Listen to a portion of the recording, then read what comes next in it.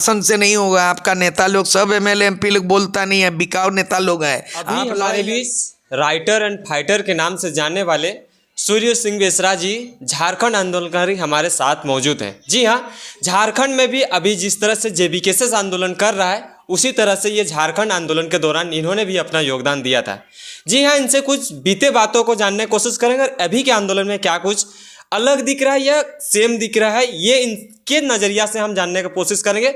और सबसे मेन मुद्दा है कि पहले जो आंदोलन हुआ था और आज का जो आंदोलन चल रहा है उसमें क्या कितना डिफरेंट पाया जा रहा है। सबसे पहले जोहार, नमस्कार गुरुजी। जोहार जोहार। देखिए, डिफरेंस तो आपको तुलनात्मक आपको देखना पड़ेगा, मूल्यांकन करना पड़ेगा, समीक्षा करना पड़ेगा।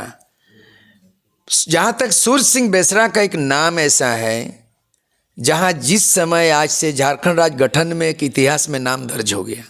कहा जाता है कि झारखंड निर्माताओं में से एक सूर्य सिंह बेसरा। जिस तरह से आज़ाद भारत की लड़ाई में, संग्राम में दो शक्तियाँ, दो धारा, दो विचारधारा, दो शक्तियाँ दिखाई देता था, एक तो नरम दल, एक तो गरम दल, और दोनों का ही भूमिका महत्वपूर्ण भूमिका रहा है। महात्मा गांधी के नेतृत्व में जहाँ भारत छोड़ो आंदोलन और सुभाष चंद्र बोस के अध्ययन में आज़ादी फौज में दोनों की दोनों अलग भूमिका रहा है। झारखंड आंदोलन 5 दशक से ज़्यादा पुरानी है। झारखंड आंदोलन में भी नरम दल गरम दल में उनकी भूमिका को दिखाई दे रहा है। 50 वर्षों तक झारखंड आंदोलन बिल्कुल धुआंधाते हुए सुलग रहा था, कभी निर्णायक या मंजिल तक पहुंचने में नाकाम थी। मैं एक उदाहरण दे दूंगा, 2 उदाहरण। मरांगोम के जयपाल सिंह ने झारखंड पार्टी का गठन 1950 में की। 1952 में पहला इलेक्शन में 32 एमएलए जीत दिया। मरांगोम के जयपाल सिंह मुंडा के नेतृत्व में 32 एमएलए झारखंड पार्टी, 8-10 को एमपी बनाया। वहाँ तक सही है। लेकिन 1963 में जब झारखंड पार्टी को कांग्रेस में विलय हुआ, इसका समीक्षा करना चाहिए कि नहीं? मतलब आपके नेतृत्व में 32 एमएलए जिता सकते हैं, 8-10 को एमपी जिता सकते हैं।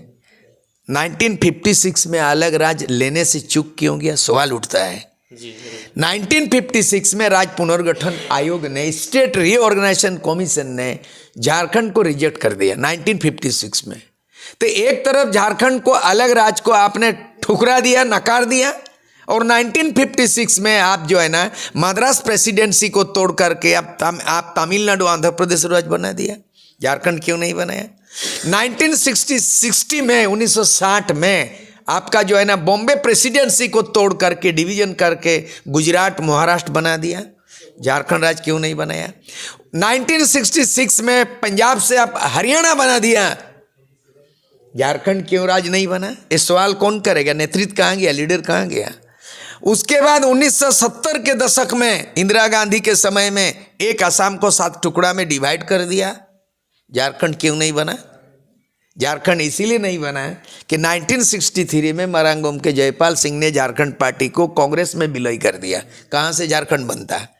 और उसके बाद इधर जो है शिबू सोरेन के नेतृत्व में जो है ना झारखंड मुक्ति मोर्चा के 4 सांसदों ने सांसद रिश्वत कांड 1993 में कर दिया नरसिंह राव सरकार को बचाने के। रिश्वत कांड में कलंकित हो गया झारखंड के इतिहास को।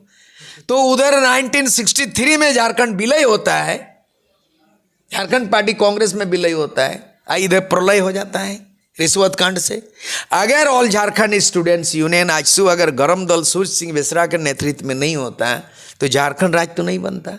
मेरे नेतृत्व में करीब करीब 10,000 नेताओं को, कार्यकर्ता नहीं, हमने योद्धा बनाया, सेना बनाया, लड़ाकू बनाया, उसको प्रशिक्षित किया। कहाँ से आके?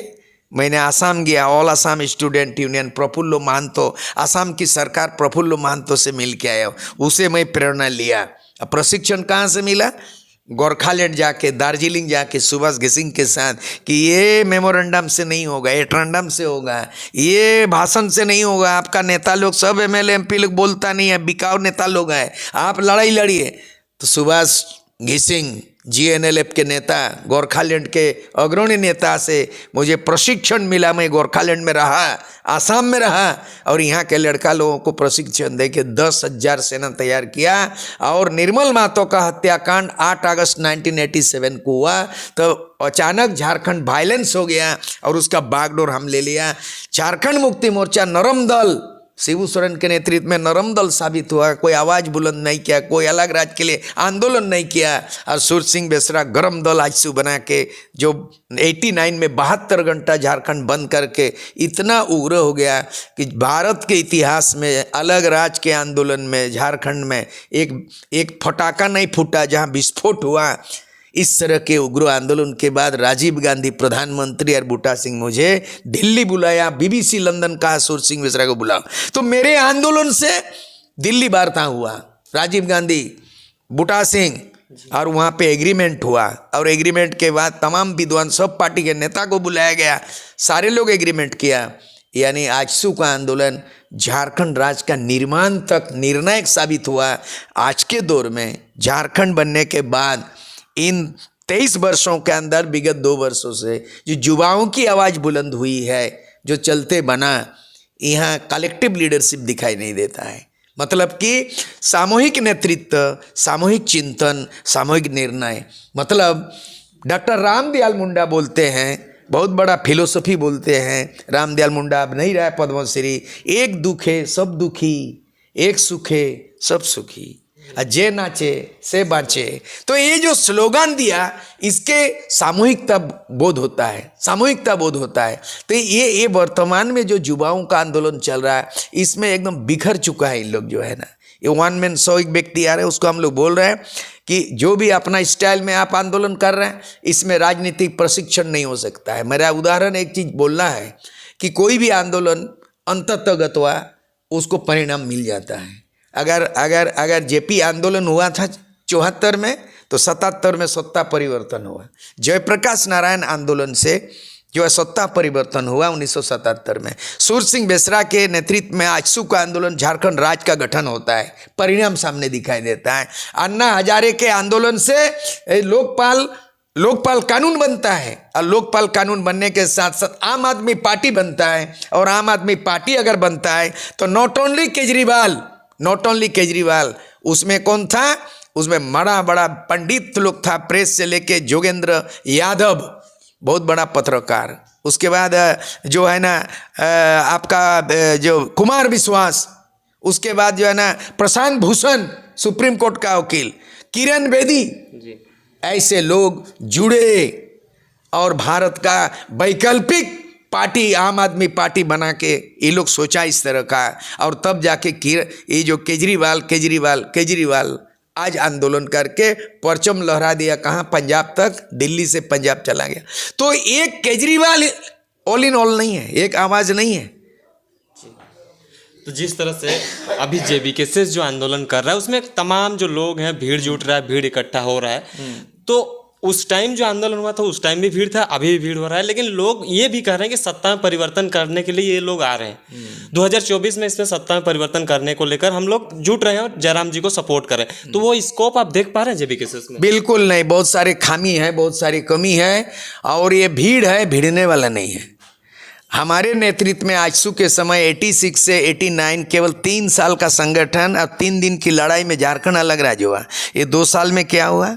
ये बड़ा रैली, झारखंड बंद, विधानसभा घेराव, ठीक है, मानव श्रृंखला, ये जन जागृति है, ये जन आंदोलन नहीं है। आप एक टाइम बोल रहे थे कि देवेंद्र जी जब नियोजन नीति को लेकर आंदोलन कर रहे थे, तो एक तरफ आप बोल रहे थे कि ये भिड़ने वाले को तैयार कर रहे हैं। तो आप बोल रहे हैं कि अभी जेबी केसेस में वो जब आ गए हैं तो बोलते हैं कि ये लोग भिड़ने वाले नहीं हैं। हम क्या बनाया? जनता को क्यों छुपा के रखा है? जनता के पब्लिक का है, जनता द्वारा सरकार, जनता के लिए सरकार, जनता की सरकार, by the people, for the people end of the people. This is the real democracy norms of Indian politics. तो वही तो लोग नहीं है, तुम्हें साथ देने के लिए आ रहे हैं आगे। नौजवान जो भीड़ आ रहा है, उनको तैयार करना है, वो तैयार नहीं है। 81 सीट में उनको ठोक के पीट के उनका क्वालिफिकेशन, उनका एबिलिटी, उनकी काबिलियत, उनकी प्रशिक्षण पाठशाला